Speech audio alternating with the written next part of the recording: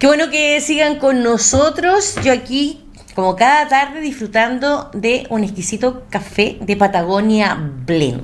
Como ya les he contado, un café molido acá en Punta Arenas y que además hacen atención con entrega a domicilio, además con accesorios, café molido, exquisito molido o en grano además.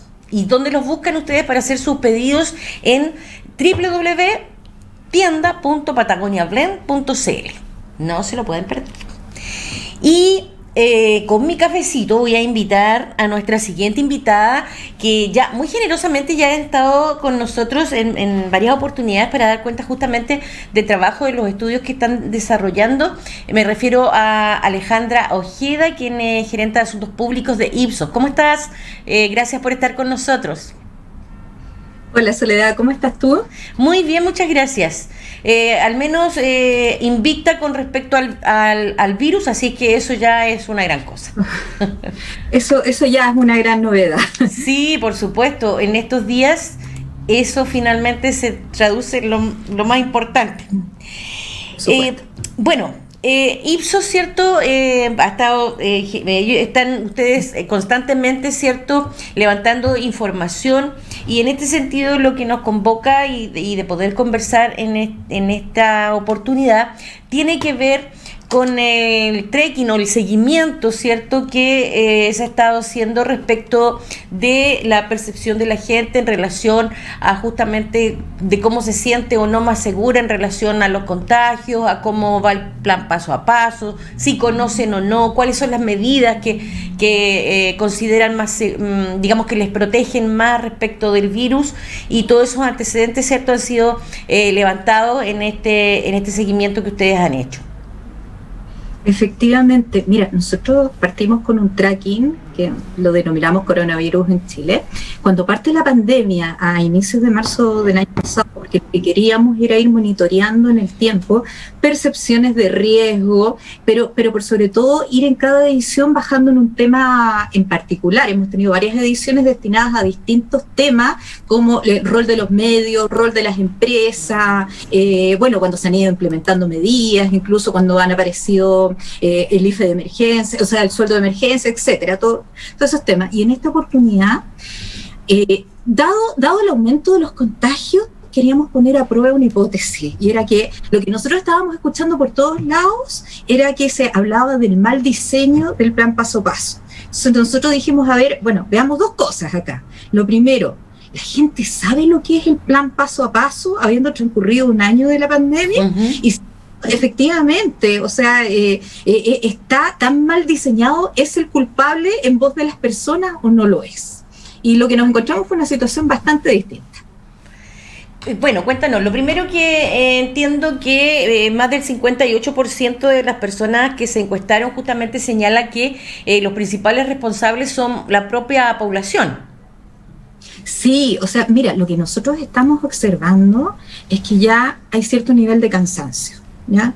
La gente sabe lo que es el plan en paso a paso, y la verdad es que lo comprende bastante bien. Hay tecnicismos, por supuesto, que no se manejan, yeah. Tecnicismos son menores, que están relacionados con vacunas, por cierto, pero por sobre todo hay un nivel de cansancio muy importante en relación al comportamiento de las otras personas y el relajo con las prácticas de cuidado, o sencillamente la no adopción de prácticas de cuidado. Y yo creo que ahí ustedes han tenido casos bastante graves, digamos, en el último tiempo, pero no solo ustedes, todo el país, en todos lados, ocurriendo misas, ¿no es cierto?, celebraciones, matrimonios, que tú miras y tú dices, ¿cómo es posible? Entonces, y la verdad es que ya entramos en un punto en el cual este proceso ha sido tan largo, tan cansador para las personas, que pareciera ser que nuestra tolerancia se está acabando. Indudablemente, lo que tú señalas, claramente que es terrible para la gente que se cuida y que cumple con todas las medidas, y que, claro, y ve justamente que existen personas que hacen caso omiso a los mínimos incluso de cuidados de ellos y de los otros. claro, evidentemente que provoca frustración, rabia, molestia, porque yo creo que ya a estas alturas sí también se entendió que hay mucha gente que debe salir, que debe movilizarse, justamente porque no hay ninguna posibilidad de que sigan sosteniendo sus hogares si no trabajan, si no buscan el sustento. Y eso yo creo que a la medida que ha ido pasando el tiempo se ha ido también entendiendo aquí esa parte, digamos, y solidarizando de alguna manera con esas personas, pero no así con, evidentemente, quienes no cumplen con las normas sanitarias que corresponden. Exacto, y aquí lo que resulta interesante es que pareciera ser, bueno, hay una variable que, para serte honesta, nos ordenó todos los resultados que no le habíamos tenido ahora. Preguntamos en qué situación se encontraban en torno a la vacuna. Ahora, por supuesto, aquellos que están vacunados están muy correlacionados con la gente de mayor edad. Indudablemente estamos hablando de 45 años hacia arriba, por sobre todo, está muy correlacionado. Pero no necesariamente, porque también hay población vacunada que no está dentro de esos tramos etarios, no es adulto mayor o no está sobre la edad mínima que estamos alcanzando, son 47 años hasta ahora, pero que fueron vacunados porque eran población de riesgo, porque eran población de trabajos esenciales, profesionales de la salud, etcétera. Entonces, no este grupo. Y este grupo claramente está mirando, mira, sabe más, tiene mayor percepción de riesgo, percibe con mayor gravedad las posibilidades de contagio en el país, ¿ya? Está totalmente alineado con las prácticas de prevención del contagio versus el otro grupo. Entonces, hoy en día, el proceso de vacunación y la aceptación respecto de la vacuna nos está dividiendo y pone a una población en conductas de riesgo que son dañinas para todo el resto, ¿ya? Y eso por un lado, pero por el otro lado también las pone en mucho peligro, porque pareciera ser que la gente no se está dando cuenta que la edad de contagio cambió, claro, que las UCI no están llenos de adultos mayores, ahora tenemos población joven, ¿eh? que claramente el contexto epidemiológico que tenemos tiene variaciones importantes. Entonces, y lo otro, que yo creo que es un tema país y que estamos en discusión, ¿eh? Por supuesto, en esto, desde el proceso constituyente y otras cosas, que nos habla de la cohesión social, que es también cómo yo me hago responsable, no solamente de cuidarme a mí, sino a los que me rodean, a mi comunidad, a mi familia, a mi entorno. Qué fuerte eso que señalas, porque claramente nos da luces de situaciones que se están dando y que son complicadas. Ahora, otro de los aspectos que se reflejan en este seguimiento que ustedes hacen, también se consultó en relación a, por ejemplo, las medidas restrictivas que existen respecto del plan paso a paso de acuerdo a cada comuna. Y en ese sentido, ¿cierto? También hay una opinión respecto de esto, de adelantar esto que queda o retrasarlo, por ejemplo, y ese tipo de medidas. Sí, mira, las personas discriminan entre medidas que le asignan mayor efectividad en materia de contención de los contagios y otras que son de menor efectividad y que no las entienden. Entonces, yo me haría la pregunta respecto de cada una de ellas, cómo han sido comunicadas. Mira, yo creo que a la base de todo esto, Soledad, hay un tema que se ha mencionado mucho, ¿no? Pero no sé si se alcanza a dimensionar realmente, que es la comunicación de riesgo que se ha logrado establecer, ¿ya? Porque las personas, por ejemplo, una de las cosas que no entienden claramente, que forma parte del plan paso a paso, es con qué criterio se fija la cuarentena o la fase 1, la fase 2, la fase 3. Entonces, que esta sensación como que es medio arbitraria. Entonces, si no somos capaces de entender por qué me están prohibiendo algo o cuál es el beneficio de dejar de hacer algo en materia de protección, ¿ya? Es difícil que lo asociemos con efectividad y es difícil además que cumplamos. Mira, te pongo un caso.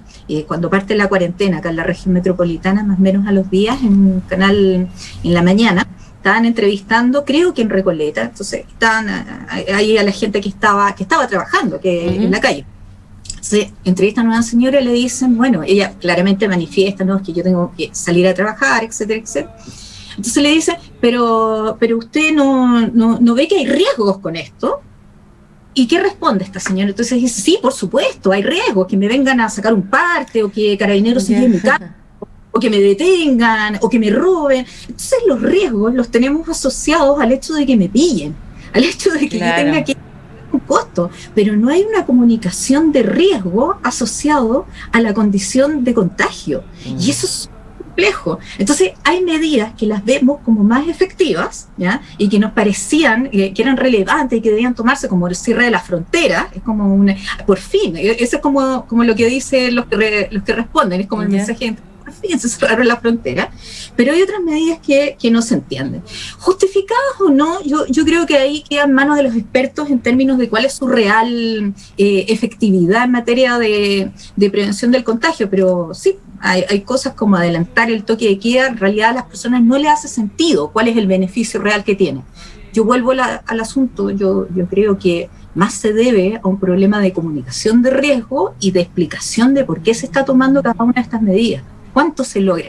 Nadie nos ha mostrado aquí cuántos contagios probablemente estamos evitando si es que dejamos de. Claro. Ahora, dentro justamente de estas medidas que se contemplan, digamos, no solo de restricciones, sino que además también de asumir, digamos, algunas costumbres, ¿cierto?, que tienen que ver, por ejemplo, con el uso de mascarillas, lavado de manos, en algún momento, ¿cierto?, también se hizo harto énfasis en también higienizar, ¿cierto?, lo que uno trae del exterior adentro de la casa, el tema de la ropa, y pareciera que hay algunas que ya han ido como descartándose o simplemente no se valoran mucho o se dejaron de hacer. Mira, yo separaría entre las medidas de prevención del contagio que estamos adoptando en el espacio público. Esas se instalaron y siguen plenamente vigentes. Entonces, cuando uno les pregunta a las personas qué hacías hace un año atrás o con qué frecuencia hacías una serie de cosas, usabas mascarilla cuando te reunías con otros, evitabas las reuniones familiares, etcétera. Entonces, lo que corresponde a espacio público, espacios compartidos, en general las medidas de prevención de contagio se mantienen vigentes. ¿Dónde nos relajamos? En el espacio privado. Entonces, y han aparecido algunas informaciones respecto de, lo veíamos no hace mucho en un encuentro, en un webinar que hubo, donde le tocó a Ipsos estar presente, presentar el estudio de satisfacción de operadores. Entonces se hablaba sobre los contagios en transporte. Entonces, y nos llegaban informaciones desde Europa de estudios que se habían hecho, y en condiciones de transporte que tiene que hay ventilación, etcétera, en realidad los contagios no son tan grandes, no son tan importantes en tasa como se producen dentro del hogar, que es donde te relajas con las normas y que abres la puerta, te reúnes con otros, invitas a otras personas. Y yo creo ahí hay un peligro latente, porque efectivamente hemos dejado hace un año atrás, en contexto de pandemia, en contextos de cuarentena, estábamos desinfectando las compras, estábamos desinfectando los zapatos, estábamos desinfectando, cambiándonos de ropa, incluso cuando llegábamos al hogar. Y hoy en día es significativamente menos la cantidad de personas que lo está haciendo. Entonces, en esa tranquilidad, yo creo, probablemente como país estamos en el momento en el cual deberíamos todos poner un esfuerzo adicional, todos, para tratar de acortar estos tiempos y estas estimaciones que nos dicen que todavía van a pasar varios meses antes que podamos volver a cierta normalidad dentro de nuestras actividades cotidianas. Pucha. Pero esto es responsabilidad de todos. No, por supuesto. Pero a todos nos pasa de alguna manera. Sí, es que ha sido tan largo, es un proceso tan extenso, tan agotador. Entonces, y además tan imprevisto, o sea, como de un momento a otro cambió nuestra vida y cambió la vida de todos y nuestra forma de hacer las cosas, de movernos, de trabajar, todo se dio vuelta patas para arriba. Y como tú dices, ha durado mucho tiempo, claro. Y hay que ser honestos, tampoco, no nos cooperan mucho las comunicaciones contradictorias, equivocadas que circulan, y lo otro que yo diría que eso es importante en todo caso, hay que promover el proceso de vacunación, ahí en general, yo creo que el llamado primero es a cómo informamos, porque hay un grupo claramente que no se ha vacunado, que todavía está en proceso de deliberación si es que se va a vacunar o no. Incluso hay gente que ha tomado la decisión de no vacunarse. Entonces hay que controlar ahí la desinformación, la información falsa, las fake news que andan circulando en todo esto. Lo otro, sensibilizar riesgo, y finalmente algo que es muy importante, porque la población que queda en general, mayoritariamente sin vacunar, es población adulta o joven, que está en actividad, que está en movilidad, que está en movimiento. Entonces, a ese grupo, capaz que los horarios tradicionales de vacunación no son los apropiados. Probablemente para eso necesitamos sábados y domingos, o horarios que sean extensos hasta más tarde. Hay que facilitar aquí el proceso de vacunación para poder llegar a esta tasa razonable para contener el contagio.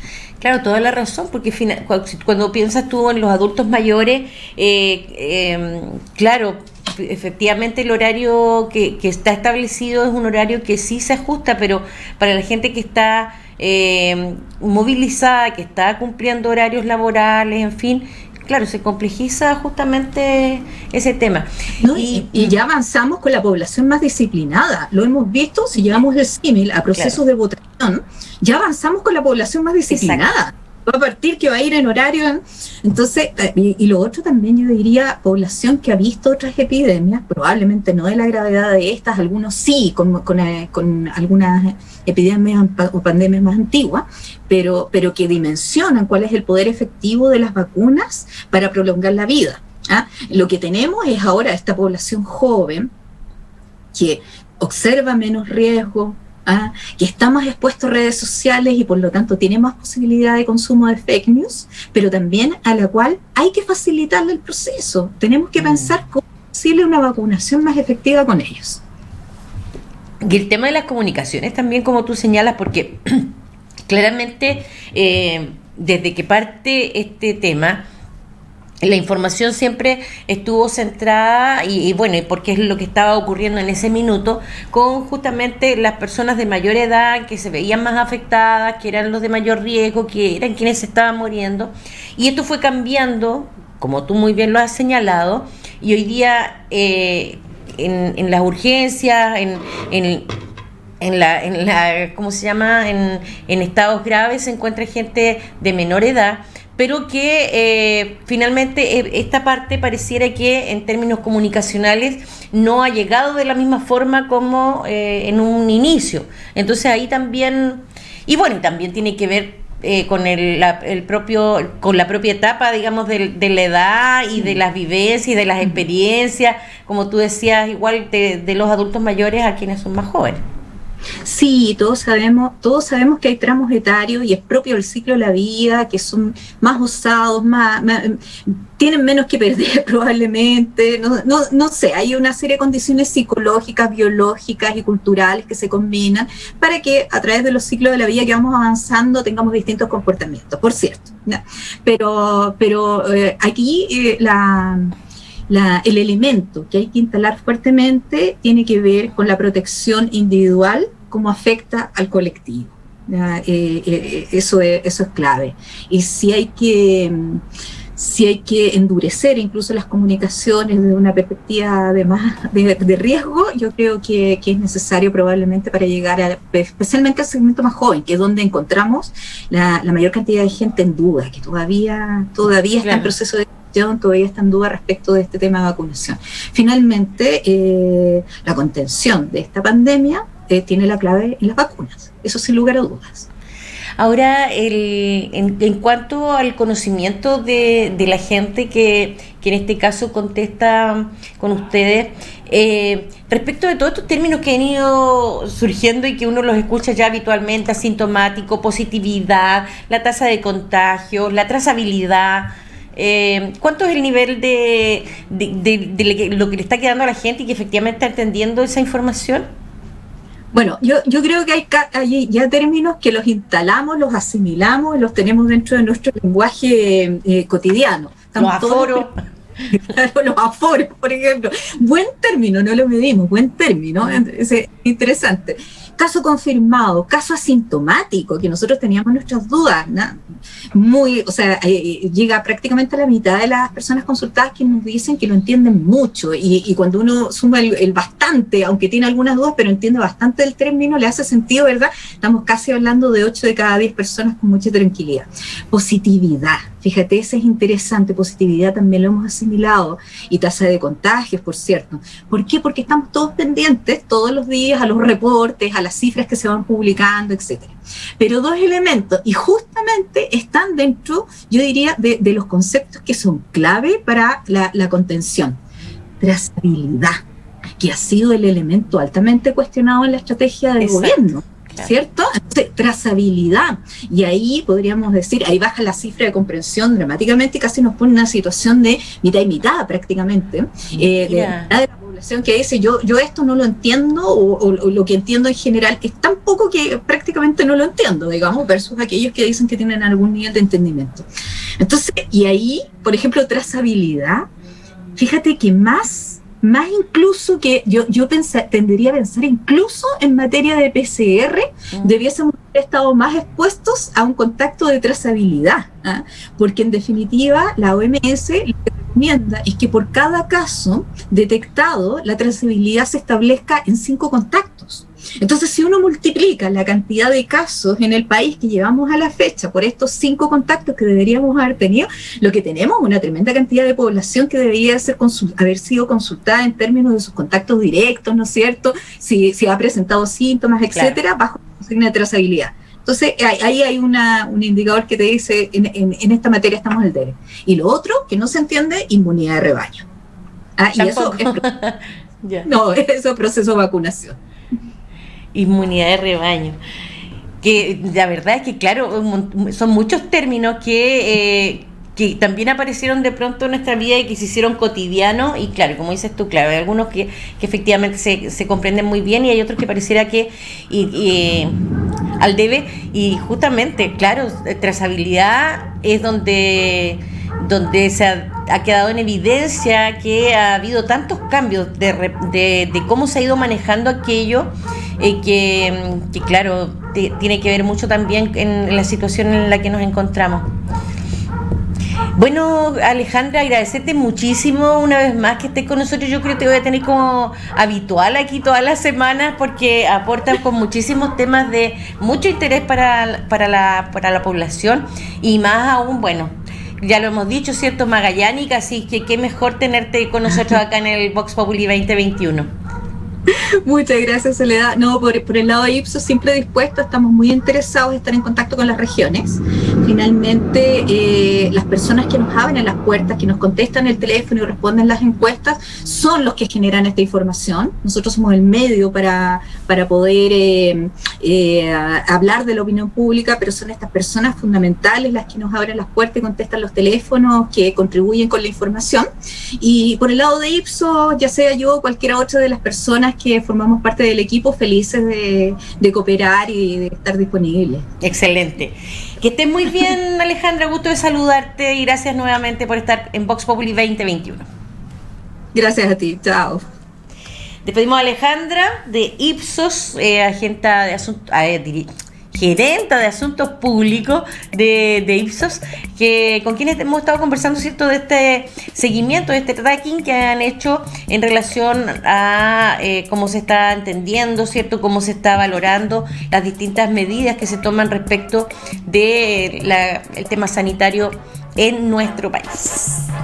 Nos vamos a la pausa, yo me voy tomando mi cafecito de Patagonia Blend. Café molido o en grano, excelente selección, entrega a domicilio con accesorios.